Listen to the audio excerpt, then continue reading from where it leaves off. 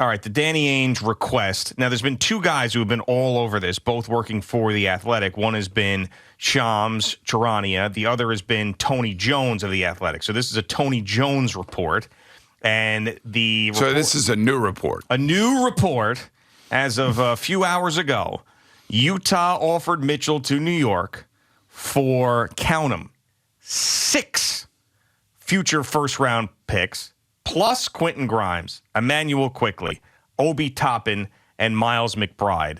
And the Knicks apparently backed away. It's insane from that proposal. You know what you do? You just hang on now. You just relax. Everybody take a big, deep breath. The Knicks have more to offer than any other team in the league. And inevitably, Donovan Mitchell is going to get antsy. And he's going to, and he may, I don't know, he may become a problem for the Jazz. Now that Danny Ainge has gotten this far and this is out there, Donovan Mitchell fully expects to be coming to the Knicks. Oh, sure. Do you see what he's doing tonight?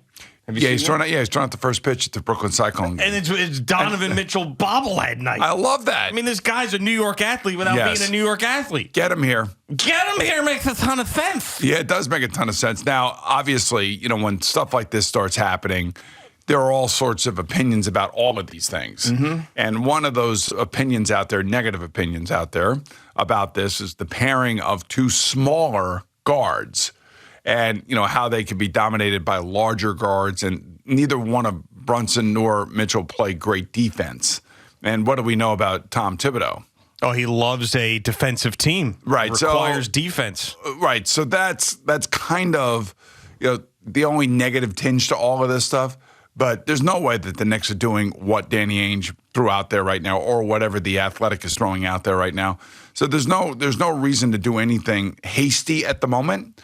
And just you got Danny Ainge has got to be so much more realistic. The only thing that we kind of liked is that there was no R.J. Barrett in that deal. That's right. So the reason why I think that Danny Ainge is not asking for R.J. Barrett is R.J. Barrett's going to require a large contract in a short amount of time, just like Tyler Hero when Miami was talking to Utah, and Utah was not actually interested in Tyler Hero, even though he's a great young player. It said he's going to get paid in short order as well. They don't want to pay anybody at this point. They want to they want to kind of reset. They want to get all these assets in there, and they want to see whether like a Grimes or an Obi Toppin or somebody can turn into like the next Jalen Brunson. Yeah. Somebody that after 3 or 4 years in the NBA turns into a legitimate starting position player. And you all of a sudden, a guy comes out of nowhere, and he's the next guy that the Knicks are going to try to retrade for.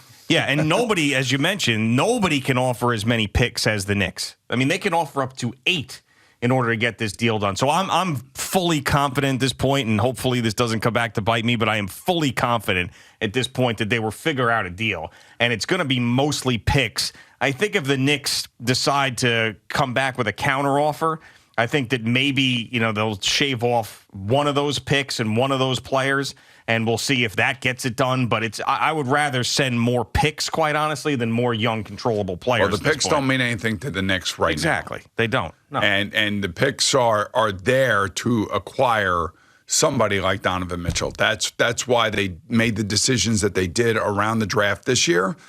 This is the next level of decision-making that the Knicks have to. Well, they brought in Isaiah Hartenstein. Mm-hmm. They gave Jericho Sims a contract. They gave Mitchell Robinson a contract. So those are 3 things that they did. So now here comes the next set of decisions. And of course, they signed Brunson to a free agent contract. So here comes now the next set of decisions that are going to hopefully make the team better, make it more exciting.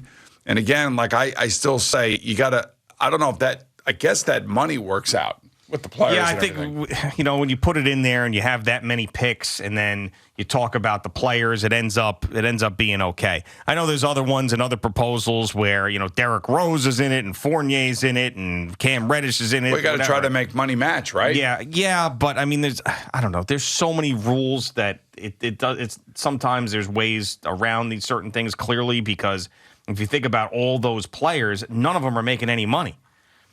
Grimes, Quickly, Toppin, and McBride, aren't, I don't know, does it get to the salary of Donovan Mitchell? I'm not even sure. So that I'd have to go into the trade tracker or whatever, the trade simulator, and try to figure it out. But Donovan Mitchell, this is it. It's happening. I believe it is happening. We've been begging for a young superstar for the Knicks to get him somehow, some way, whether it's free agency, which is preferable because they don't have to give up a ton of assets. But, hey, that didn't happen. Now you're getting a guy who signed a max extension in Utah that I thought was going to be untouchable, now out on the market, wanting to play for the Knicks. Danny Ainge wanting to get a deal done with the Knicks because they can offer more draft picks than anybody else in the league. This is going to happen.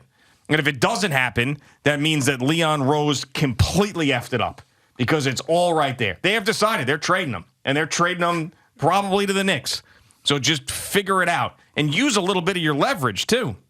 Meaning that don't let anybody else swoop in and give a better package. Right, but again, this initial package, that is supposedly the request from Danny Ainge is ridiculous. Yeah, I mean, we're not talking about Magic Johnson here, are we? No, we're not talking about Magic about Isaiah Johnson. Thomas here, back in the day? No, we're not talking about that type of player. Well, what part don't you love about it? The 6 first-round picks? It's way too many assets. I mean, I drop it back down to 4, and I take maybe 2 players away. I mean, it's ridiculous. But again, I want the guy here, but I also want to be able to have a team. Yeah, you'll have a team, and you know what'll happen. And by the way, I want to get rid of the guys that that we need to get rid of, not the guys that everybody wants. I mean, like part of what we need to is also cap flexibility as well. You got to look at all of this stuff. Yeah, absolutely, and you want to create some room to be able to have somebody else come in and want to play with Donovan Mitchell that could be a high-priced guy too, because that's another part of this.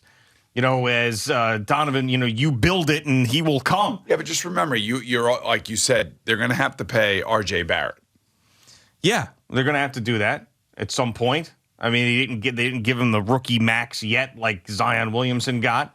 But at some point, they're going to have to pay him. Yeah. Just imagine if you're R.J. Barrett, and you've basically played for 3 years, and you've played great, and you've gotten better every year, and Zion Williams has barely played. Yeah, I know. And it was his teammate and his buddy. And that guy's already got an extension for what?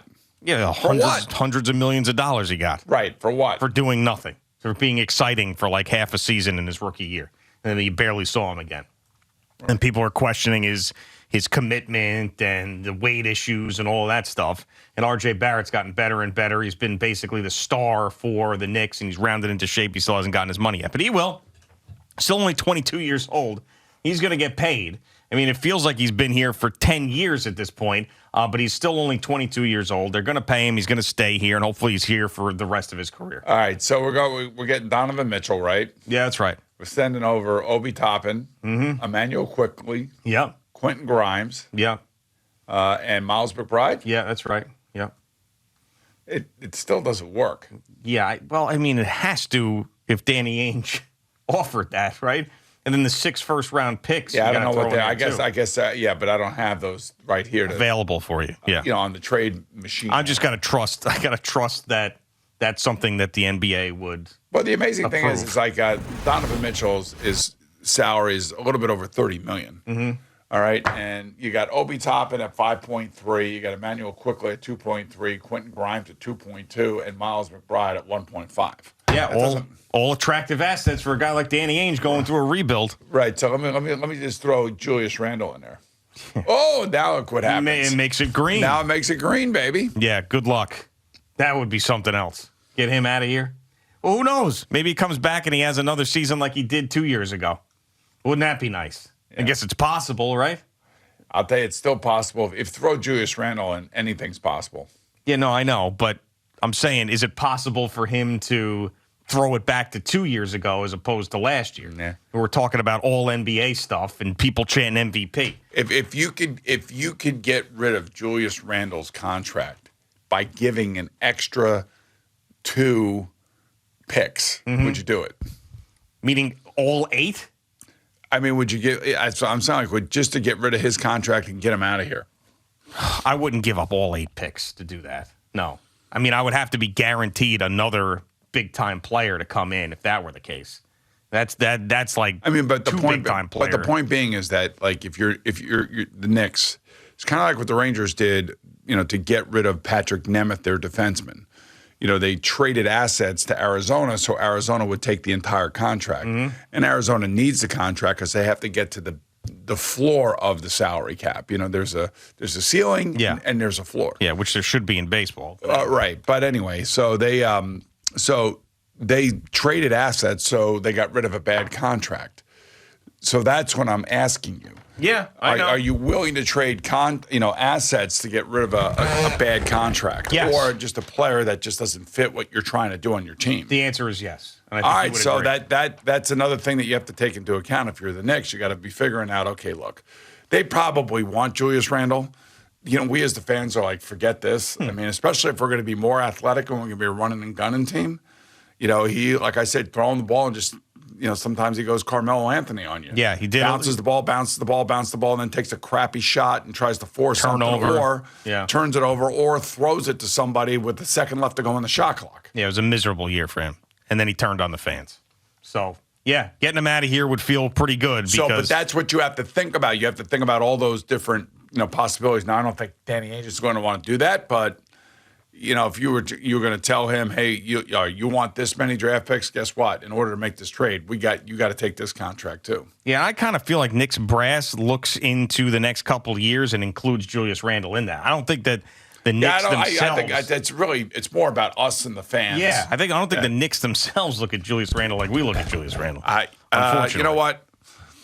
Given the fact that supposedly World Wide West wanted Thibodeau fired. And who's Worldwide West's best buddy? Julius Randle. Well, I guess, yeah. I mean, he's got a lot good of friends. buddies. Good say John Calipari. That's right. Yeah, well, he's got a lot of good friends. Yeah. A lot of good friends. He's got good relationships. Well, this is going to happen. So just as this Friday morning, this summer Friday, know that Donovan Mitchell at some point is going to be in New York. And you want it to be a feel-good Friday. Yes. So, we as Met fans wake up, it's feel-good Friday. Yankee fans are a little bit concerned about what's going on, losing 4 out of 5. And now the Red Sox come to town for 3.